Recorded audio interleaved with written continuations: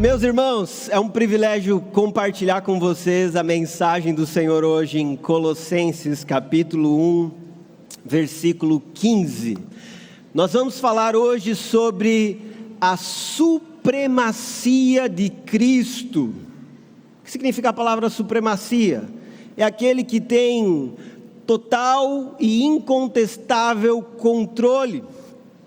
Nós estamos no tema Anatomia de Cristo, estamos expressando o que Paulo fala em Colossenses sobre o Cristo. E o tema da mensagem de hoje é: Cristo está acima de tudo e de todos.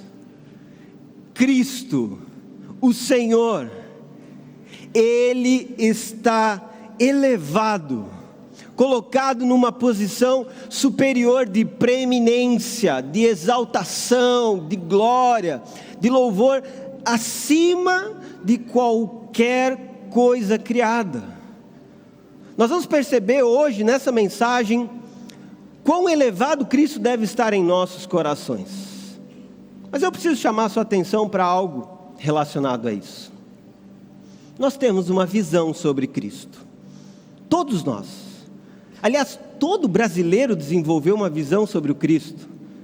Não é à toa que lá no Rio de Janeiro, num morro elevado está quem? O Cristo Redentor. Você já conheceu o Cristo Redentor? Quem já teve esse privilégio? Quem é carioca aí? Cariocas, cadê? Maravilha! Coisa linda o Cristo Redentor, não é verdade? Imagem maravilhosa, obra de arte, uma obra de arte que demorou muitos anos para ser construída. Mas o que chama a minha atenção quando nós pensamos numa imagem como a do Cristo Redentor, é como nós rapidamente criamos uma imagem de Cristo, segundo o nosso desejo, padrão, segundo o que nós achamos que Ele deve ser, e deixamos de conhecer de forma profunda e verdadeira quem de fato Ele é. Não estou aqui desprezando a imagem do Cristo que lá está no Rio de Janeiro, nada disso, mas eu estou falando sobre uma capacidade que o ser humano tem de criar uma imagem do seu Senhor e tentar se apegar a ela de maneira física e palpável.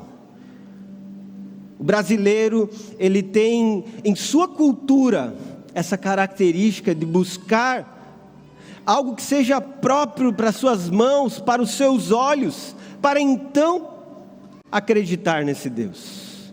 E o problema é que a nossa adoração, ela é direcionada pela crença que nós temos. A forma como cremos direciona a nossa adoração, ou em outras palavras, o Cristo em quem cremos orienta a forma como o adoramos. O Cristo que nós estabelecemos como o Senhor das nossas vidas, dentro da visão que nós estabelecemos para Ele, conduz nossa adoração. Quer ver um exemplo disso? Quando eu tinha 16 anos, eu comecei a trabalhar como vendedor. Eu era alguém que desejava muito trabalhar, muito mesmo. Meus colegas eram office boy. Tem alguém aqui que foi office boy? Os mais novos nem sabem o que é isso, né? Office boy, o que é isso? Então, meus amigos eram office boy. Eu disse: não, eu vou ser vendedor, empreendedor, sabe? E toda quinta-feira eu ia vender na loja de uma senhora que frequentava alguns cultos da igreja que eu participava na época. Engraçado que muita quinta-feira chovia. Não era em Joinville, mas chovia bastante na quinta-feira. E numa dessas quinta-feiras eu cheguei, e lógico, né? Papo de vendedor.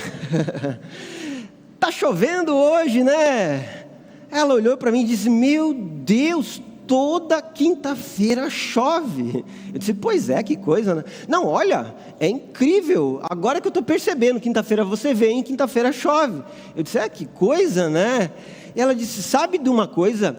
A gente tem que orar repreendendo esses demônios da chuva.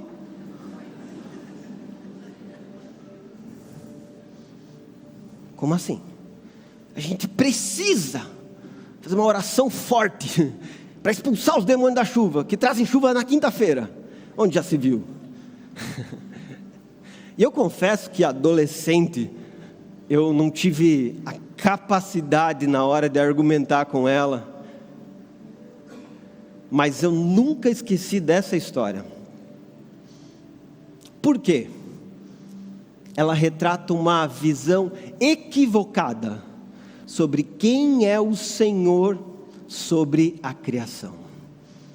Ela entrega aos demônios, as potestades, ou seja lá o que for, um governo sobre a criação que não lhe pertence. E sabe que os falsos mestres de Colossos, como os de hoje, eles não negam a importância de Jesus, mas eles destronam Jesus. Eles tiram Jesus do seu trono de glória, ou do seu lugar de divindade, ou primazia, sobre toda a criação. Um dos maiores problemas que Paulo atacou nessa carta aos Colossenses, é exatamente o que chamamos de heresia de Colossos. E essa heresia, ela fala sobre pessoas que acreditavam que Jesus é insuficiente para a salvação e para o desenvolvimento do povo. Jesus é insuficiente. Por isso é necessário se apegar a práticas ascéticas, a práticas religiosas. É necessário se apegar a algum tipo de ser angelical. É necessário se apegar a algo que possa de fato trazer uma resposta. Diante desse contexto, numa igreja que tinha uma visão equivocada sobre Cristo, muitas doutrinas eram afetadas, por exemplo, a doutrina da criação, a doutrina da redenção. E o que nós percebemos na introdução da carta, mensagem extraordinária do pastor Geise semana passada, é que Paulo ele orou por essa igreja. E quando ele orou, ele exaltou o poder da mensagem do Evangelho. Vocês lembram disso? Então, depois de orar exaltando o poder da mensagem do Evangelho, Paulo agiu.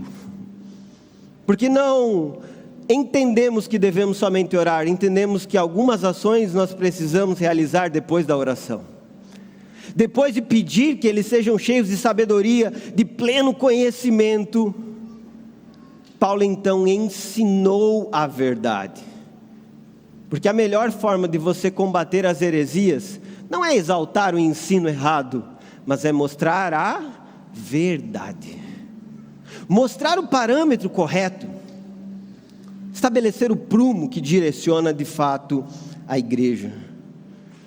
E nós temos então, do versículo 15 até o 20, aquilo que é reconhecido como um hino cristológico, em louvor ao Senhor, em reconhecimento de quem Ele é. Paulo estabelece o parâmetro da fé da igreja de Jesus, através da pessoa e da obra do seu Senhor. Por isso eu quero que você abra a sua Bíblia em Colossenses, capítulo 1. Nós iremos ler a partir do versículo 13, que já foi mencionado semana passada. Preste muita atenção nesse texto. Colossenses capítulo 1, versículo 13 diz: Ele nos resgatou do poder das trevas e nos trouxe para o reino de seu Filho amado, que comprou nossa liberdade e perdoou nossos pecados. O Filho é a imagem do Deus invisível e é supremo sobre toda a criação, pois por meio dele todas as coisas foram criadas, tanto nos céus como na terra, todas as coisas que podemos ver e as que não podemos, como os tronos, reinos, governantes e as autoridades do mundo invisível. Tudo foi criado por meio dele e para ele. Ele existia antes de todas as coisas e mantém tudo em harmonia. Ele é a cabeça do corpo, que é a igreja. Ele é o princípio supremo sobre os que ressuscitam dos mortos. Portanto, Ele é primeiro em tudo. Pois foi do agrado do Pai que toda a plenitude habitasse no Filho, e por meio dele o Pai reconciliou consigo todas as coisas. Por meio do sangue do Filho na cruz, o Pai fez as pazes com todas as coisas, tanto nos céus como na terra. Isso inclui vocês, que antes estavam longe de Deus, eram seus inimigos, deles separados por seus maus pensamentos e ações. Agora, porém, Ele os reconciliou consigo por meio da morte do Filho no corpo físico. Como resultado, vocês podem se apresentar diante dele santos, sem culpa e livres de qualquer acusação. Feche seus olhos. Pai, nós somos gratos porque o Senhor tem falado conosco nessa noite. E a nossa oração é para que o Teu Espírito Santo continue ministrando de forma verdadeira a cada um de nós, gerando convencimento, transformação e rendição diante de quem o Senhor é. Oramos por isso em nome de Jesus. Amém. Amém. Como eu estava mencionando, meus irmãos, Paulo apresentou a pessoa de Jesus como a direção clara que os cristãos precisavam ter, para que a fé deles não fosse desvirtuada, para que a fé deles não perdesse o verdadeiro rumo. Paulo apresentou a pessoa de Jesus de maneira clara e direta, para que a igreja do Senhor então estabelecesse o rumo da sua fé e das suas convicções. E pelo menos duas verdades são claras sobre quem Cristo é a partir desse texto.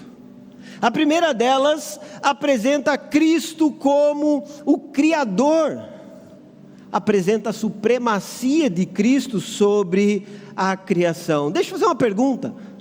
Você já se questionou sobre qual é a origem do universo? Ou ainda, que poder trouxe o universo à existência? Existe mais do que um universo? Existe a dimensão física e espiritual? Qual é o propósito da criação? Ou ainda, o que mantém o universo funcionando harmoniosamente? Essas são algumas perguntas relacionadas à criação, que mostram o quanto nós precisamos entender de forma clara como funciona o universo que foi criado. Esse texto apresenta algo muito claro e direto. Versículo 15 diz: o Filho é a imagem do Deus invisível.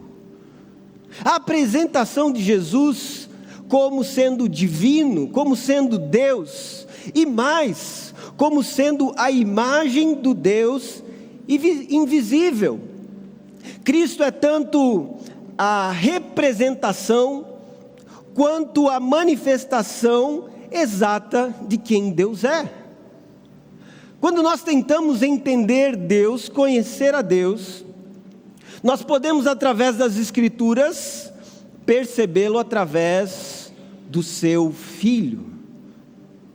Nós olhamos, por exemplo, para João capítulo 14, versículo 9. Filipe queria ver o Pai, e Jesus então lhe disse: quem me vê, vê o Pai. Então por que você me pede para mostrar o Pai?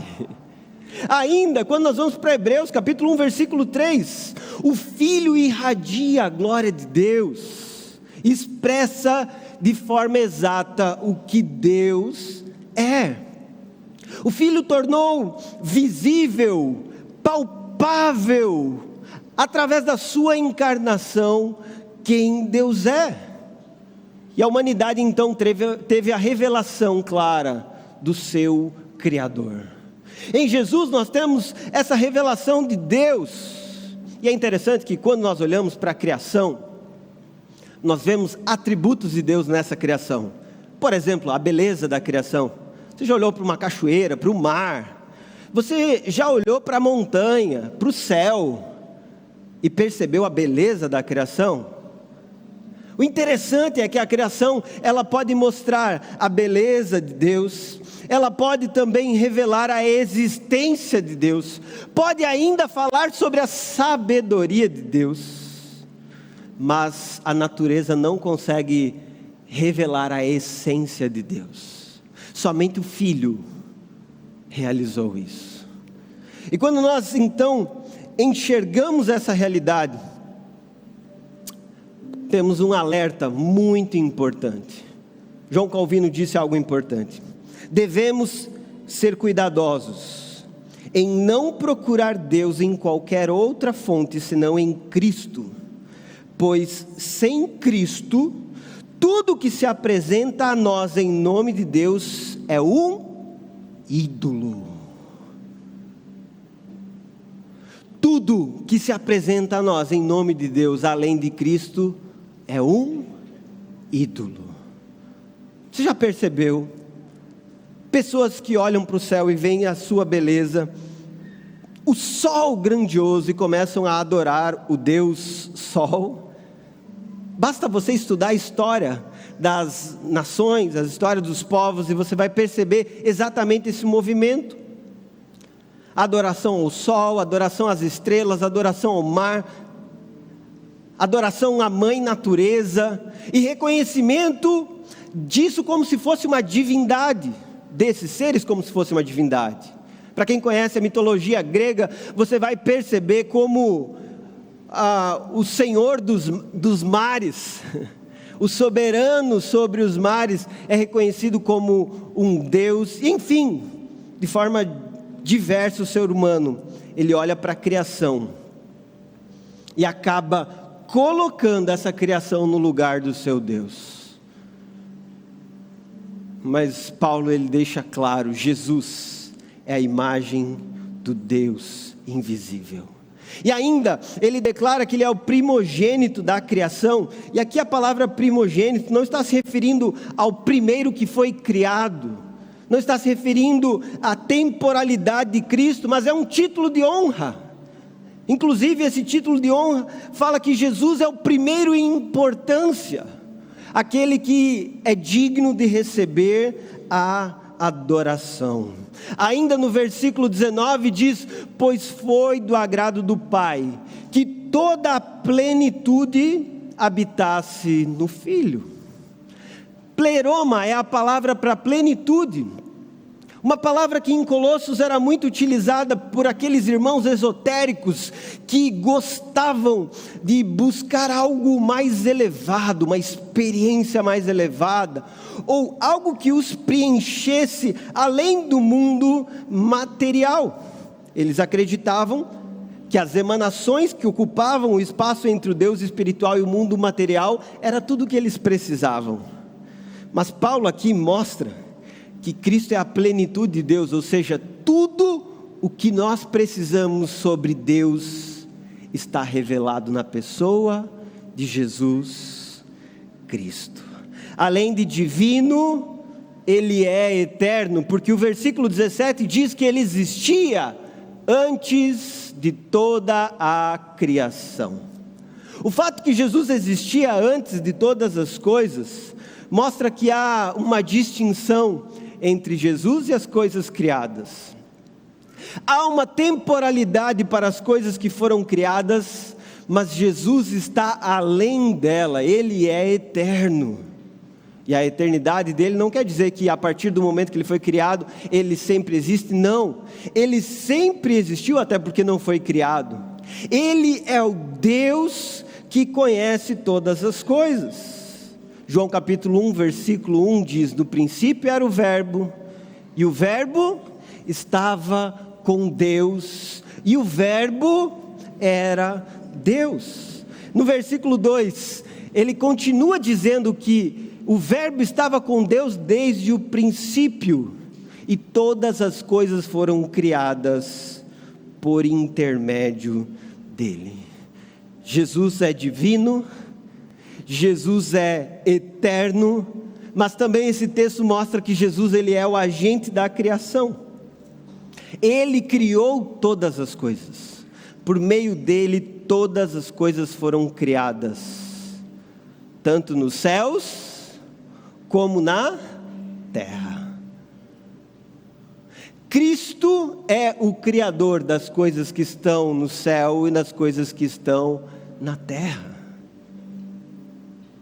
Quando nós entendemos isso, nós percebemos que Ele é a fonte originadora, Ele é a origem, Ele é a base das coisas que foram criadas.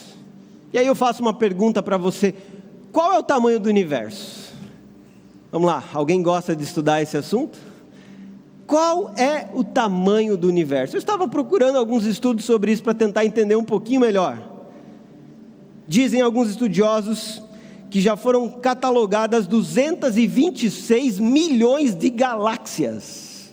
226 milhões de galáxias. E nós fazemos parte de uma dessas galáxias. A Terra, dentro dessa galáxia, é como se fosse um grão de areia. Por quê? Porque a nossa galáxia tem 946 trilhões de quilômetros, enquanto a Terra tem 12.756 quilômetros de diâmetro. Ou seja, o tamanho da criação nos faz perceber que o universo ele é muito além do que nós conseguimos pensar ou imaginar. Eu e você, nós olhamos as estrelas. Alguém aqui já tentou contar estrelas? Já tentou fazer isso, essa proeza? Pois é, e nós tentamos contar, de repente a gente se perde, não é? E você diz, uau, as estrelas são maravilhosas, mas tem algo muito além delas. E o que a Bíblia está afirmando claramente é que Cristo é o Criador de todas essas coisas. O que o homem tem levado centenas de anos, milhares de anos para descobrir, nós sabemos que Ele criou pelo poder da sua palavra. Isso mostra que Cristo não tem rival na criação. Esse fato mostra que Cristo ele está elevado e é soberano. E enquanto alguns irmãos ficavam dizendo, olha, para a nossa fé progredir, crescer, nós precisamos de alguns seres angelicais, contatos esotéricos com seres que foram criados. O que Paulo está afirmando é, para a sua fé crescer e se desenvolver, você não precisa de nada além de Cristo Jesus.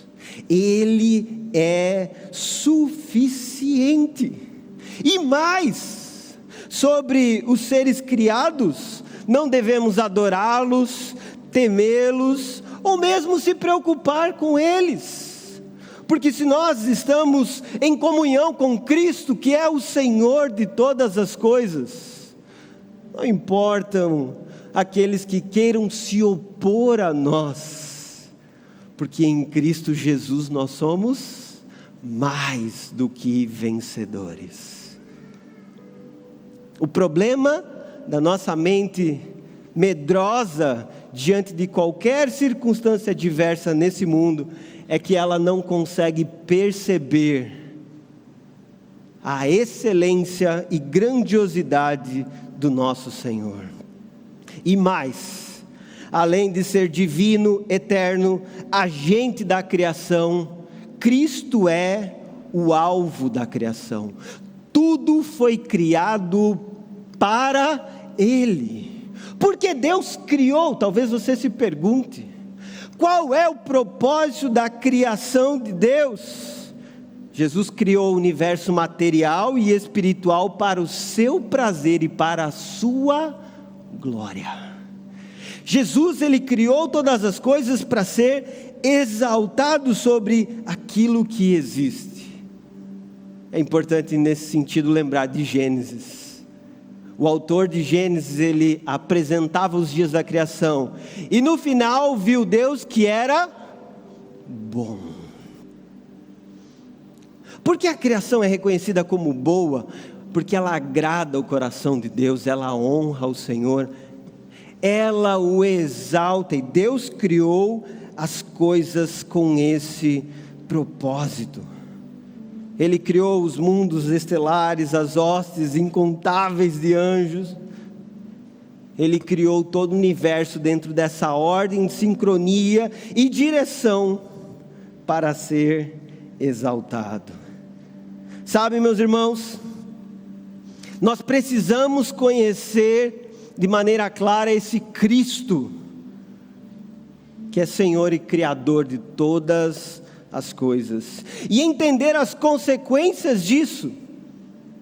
Certa vez, Abraham Kuyper, estadista holandês, falando sobre a hegemonia de Cristo, seu poder, sua glória, ele declarou o seguinte: não há 1 centímetro quadrado em todos os domínios da existência humana sobre o qual Cristo, que é soberano sobre tudo, não clame, é meu, é meu. Não existe nada em toda a terra, no céu, que Cristo não possa dizer é meu, porque Ele é Senhor soberano sobre a sua criação. Ele é divino, Ele é eterno, agente da criação, alvo da criação, mas ainda Ele é o sustentador daquilo que Ele criou. O versículo 17 diz: Ele existia antes de todas as coisas e mantém tudo em harmonia. Há alguns dias eu estava tomando café com os meus filhos, e do nada, café da manhã, meu filho disse: pai, o mundo vai acabar? Eu olhei para ele e disse: pergunta boa para o café da manhã, filho, coisa legal, hora boa para você fazer essa pergunta. Por que você está fazendo essa pergunta? Não, é porque eu vi algo falando sobre aquecimento global, sobre o mundo se deteriorando. Eu olhei, interessante. Deixa eu dizer algo, meu filho, o mundo não vai se acabar. Por que o mundo não vai se acabar? Porque Jesus controla todas as coisas. Porque Jesus é soberano sobre a criação. Porque Jesus mantém as coisas em coerência e coesão. E a história, ela caminha para o propósito que foi estabelecido por Cristo Jesus. Com isso eu não quero dizer que devemos largar o planeta, destruir as matas. Com isso eu não quero dizer que nós devemos desprezar a criação e deixar de cuidar dela. Não é nada disso que eu estou falando, mas eu estou afirmando claramente, à luz da palavra de Deus: o mundo não vai ser destruído pelo próprio homem, porque há um Senhor sobre o mundo, e o homem não é esse Senhor. O homem não tem esse poder de controle e governo. Jesus é quem tem. Todas as leis e propósitos que guiam a criação, o governo do universo, tudo reside em Jesus. Toda a lei da ciência é de fato uma expressão do pensamento divino, e o que nós entendemos é: Cristo é o Criador de todas as coisas. Toca na pessoa que está aí do teu lado agora, pega na mão dele. Nós fomos criados pelo nosso Senhor. A nossa vida foi feita pelo Senhor. Isso te mostra claramente, meu irmão: nenhuma criatura, poder, autoridade desse mundo está acima de Cristo Jesus. Ele é Senhor sobre a sua criação. E mais, isso te mostra que aquilo que Ele criou não é ruim, não é destrutivo, não é desprezado. Pelo contrário, o que Ele criou é bom, valioso e deve ser reconhecido. Além de Cristo ser reconhecido como o Criador, esse texto apresenta Cristo como o Redentor. Esse texto mostra a supremacia de Cristo na redenção. E o que é a obra de redenção? Fala sobre um pagamento de um resgate. Pecadores precisam de um Salvador. E Deus criou como que uma operação de resgate para libertar os pecadores do poder das trevas. Aí eu quero relembrar o texto da semana passada, versículo 13. Ele nos resgatou do poder das trevas e nos trouxe para o reino do seu Filho amado, que comprou nossa liberdade e perdoou nossos pecados. Primeiro, que essa obra é uma obra consumada. Jesus já comprou, já pagou o preço. Ele já nos resgatou. O texto mostra claramente, sim, que existe uma realidade concreta, maligna, atuando no mundo. E isso é real e verdadeiro. O império das trevas não é um mito, ele é real. E nós precisamos perceber que de fato há uma ação contrária ao povo de Deus, aos princípios de Deus. De fato existe sim governos, governantes ou pessoas que têm um entendimento contrário e que caminham em rebelião contra Deus. Existem pessoas que são anti-Deus, contra Deus, e lutam para negar a existência de Deus. Isso é real. Porém, o que Paulo afirma nesse texto é que Cristo já tirou os irmãos de Colossos do império das trevas e já os colocou no reino da luz. O império das trevas, como o próprio nome diz, é um lugar de obrigação, de escravidão. É uma prisão. Mas o reino do seu Filho amado é uma casa que tem um Senhor, que tem regras, ensinamentos, onde há comunhão e amor verdadeiro. Essa distinção que Paulo faz entre o passado e o presente, mostra que no reino das trevas, Satanás queria a nossa morte, enquanto no reino da luz, Cristo morreu para nos dar a vida. Se antes eles estavam sendo oprimidos, no reino da luz eles estão sendo salvos, redimidos, transformados. E agora fazem parte da família de Deus como propriedade exclusiva de Deus. E o que nós precisamos entender disso é que a obra de Jesus não foi feita pela metade. A obra dele é plena, completa. Ele não nos transportou para um reino de meia luz.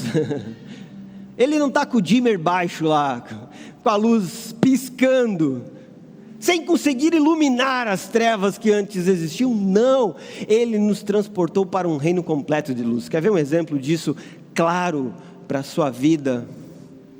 Cristo te libertou da hegemonia do pecado e você pode viver livre disso. Você pode caminhar em santidade para o Senhor.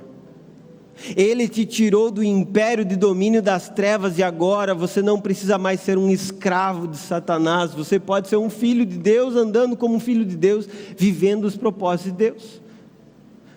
Talvez você recebeu uma palavra de que você seria um homem maldito pela vida inteira. Talvez você tenha recebido até mesmo algo que falava sobre viver totalmente destruído nesse mundo. Mas saiba, o que Cristo realiza na nossa vida nos tira de um lugar, nos coloca num outro lugar totalmente diferente, nos dá uma nova vida, como nós cantamos agora há pouco.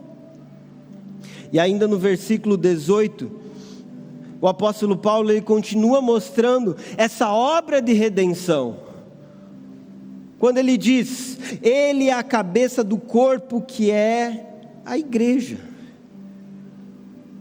Ele é a cabeça do corpo que é a igreja. Cabeça é um centro de controle, a fonte, a origem, é a base da existência. Um corpo não existe sem a cabeça. Interessante que quando você lê as cartas de Paulo, ele fala muito sobre o corpo, as partes do corpo. Lá em Coríntios, por exemplo, que nós já falamos, o corpo tem várias partes, pessoas distintas participando dele. A ênfase de Paulo sempre foi sobre o corpo como sendo a igreja do Senhor Jesus. E aqui em Colossenses ele fala sobre o cabeça, sobre o mestre da igreja, o Senhor da igreja, aquele que é essencial para os redimidos, que é Cristo Jesus. Não existe outro cabeça para a igreja, não existe outro Senhor sobre a igreja, não existe outro que governe sobre a igreja, não existe outro que possa tomar o controle da igreja. Jesus é o Senhor da igreja, Ele é o dono da igreja, é Ele quem conduz, porque a igreja é sua ideia, é seu plano, é seu desejo, mas também é fruto do seu trabalho penoso.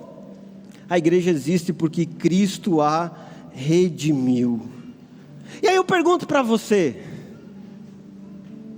se a obra de redenção, ela começa pela igreja, ou ela é apresentada através da igreja, como alguém pode desprezar a igreja de Cristo e ainda afirmar que faz parte do povo de Deus? Como alguém pode achar que é redimido por Cristo e não aceitar o corpo que Ele estabelece para fazer parte? É aqui um ponto onde nós entendemos que a obra que Cristo realiza em nossas vidas, nos chama a estar em comunhão e unidade, nos chama a andar com outras pessoas que professam a mesma fé. Cristo morreu, ressuscitou para nos fazer parte da sua família, e é por isso que nós estamos na igreja. Você que fez hoje a sua aliança de membresia, você deixou claro que entende que Cristo é a cabeça da igreja, e que nós precisamos fazer parte de uma igreja local como uma demonstração de que Ele nos comprou para si, e que nós fazemos parte de um povo. Não despreze sua igreja local, meu irmão. Não despreze a comunhão.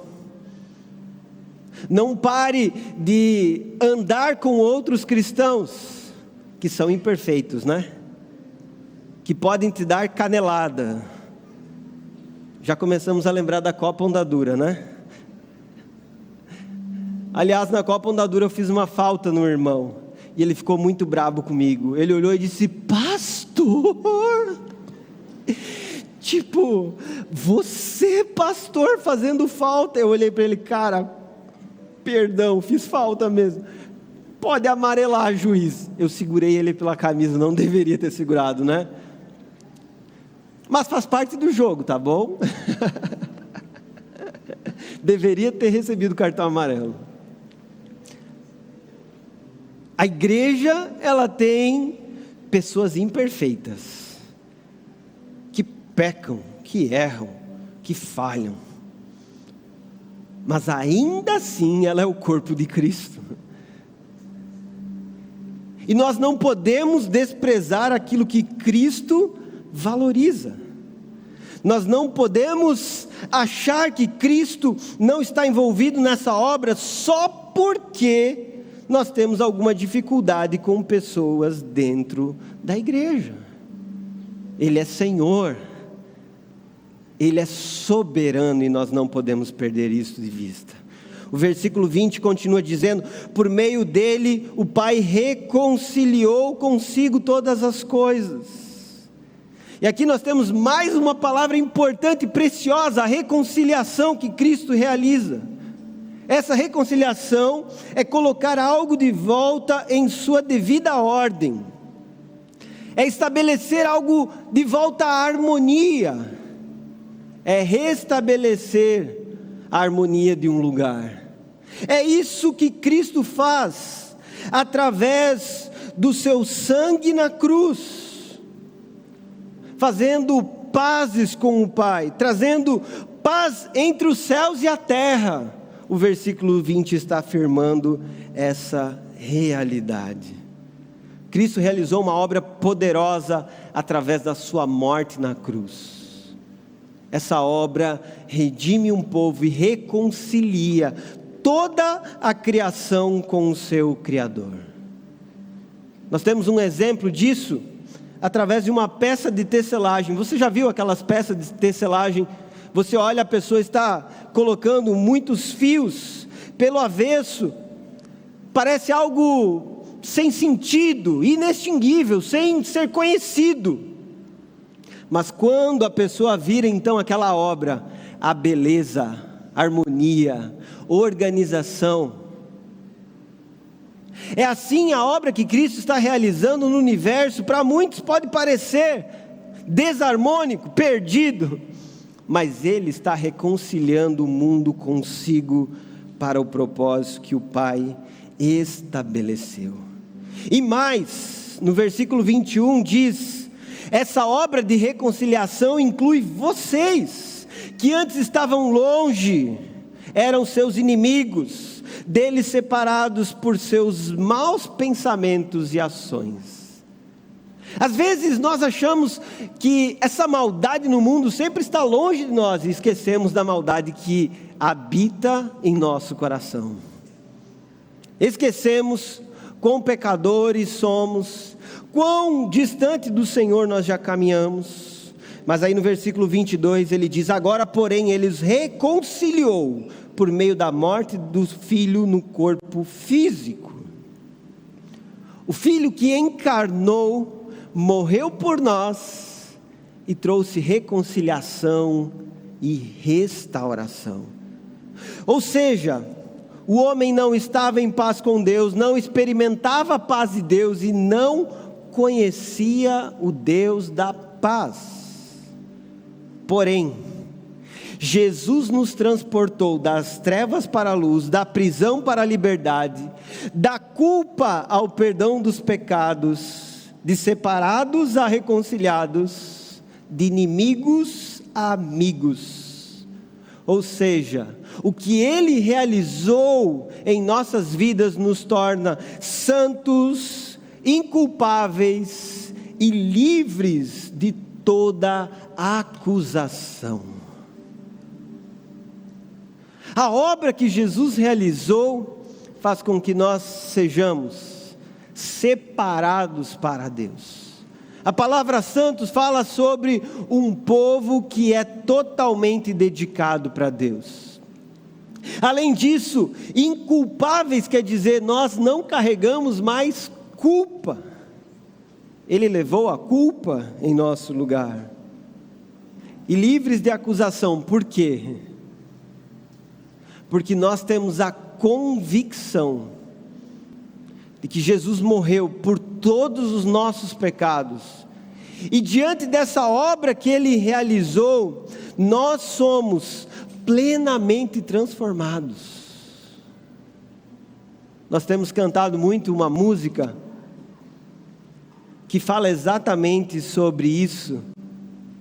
Aquele fio que se rompeu da minha alma até a Deus. O sangue santo costurou Cristo e suas linhas de amor.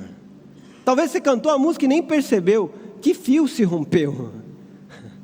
Espera aí, não entendi. O fio que se rompeu é da comunhão com Deus, do relacionamento com Deus. O pecado que nos afastou dele. Mas o sangue santo costurou, trouxe unidade, harmonia. E agora um homem feito eu, pode no homem ver a Deus, ter paz, viver, andar e ser. Me fez amigo em seu verter.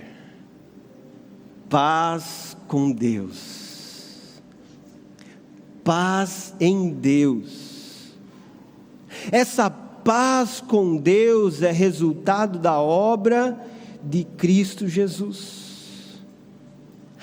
paz nesse relacionamento que o pastor Geis falou há pouco na ceia, é uma convicção que nós temos porque Cristo morreu em nosso lugar. E hoje nós podemos então ter essa convicção de que somos perdoados. Mas esse texto ele termina com o versículo 23 que diz: é preciso, porém, preste atenção nessa advertência, que continuem a crer nessa verdade e nela permaneçam firmes.